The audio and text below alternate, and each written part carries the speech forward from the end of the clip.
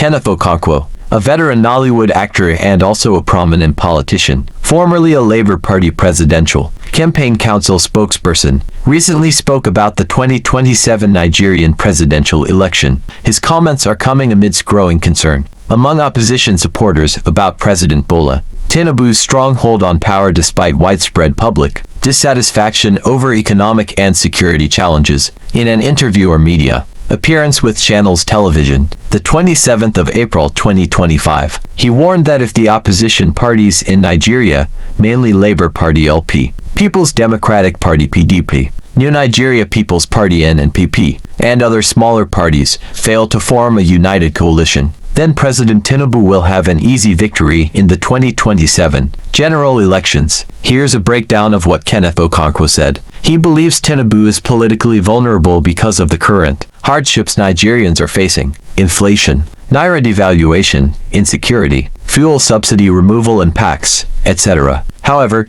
disunity among opposition parties could hand Tinubu a second term without a real fight. Kenneth emphasized that individually, opposition parties are too weak to defeat Tinubu and his ruling party APC. He warned that unless they form a united front, Tinubu would walk over the 2027 election, meaning it would be an easy victory. He also criticized some opposition leaders for being selfish and unwilling to make sacrifices for a national coalition. Kenneth suggested that a mega opposition alliance or merger was the only way to rescue Nigeria democratically. If the opposition does not come together, Tinubu will just walk over them in 2027. It will not even be a contest. He will walk over them effortlessly because he has all the apparatus of government and all the funds to manipulate the system in his favor. The truth is that opposition parties cannot individually defeat an incumbent president. It requires a coalition, a movement, a merger, something stronger than mere ambition. If they repeat the mistake of 2023,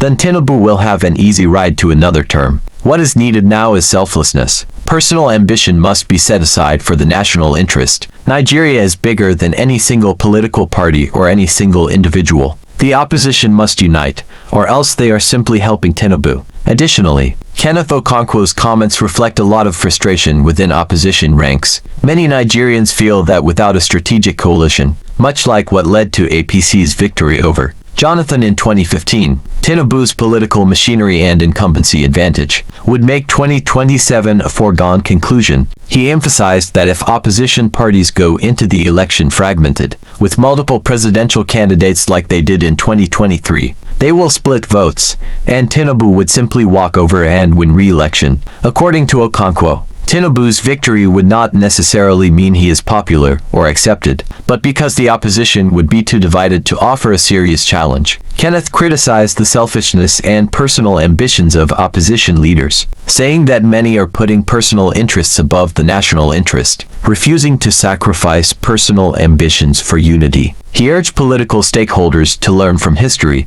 pointing out that in 2015, the then opposition APC was able to defeat an incumbent president, Goodluck Jonathan, because they merged forces, CPC plus ACN plus ANPP plus a faction of APGA. He further noted that the 2023 presidential election showed that a divided opposition PDP's Atiku, LP's Peter Obi, and NPP's Kwankwaso, all running separately, made it easy for Tinubu to clinch victory even with a relatively small percentage of total votes. In summary, Kenneth Okonkwo was warning that unless Labour Party, PDP, NNPP, and other opposition parties come together in unity, President Tinubu will easily win re-election in 2027.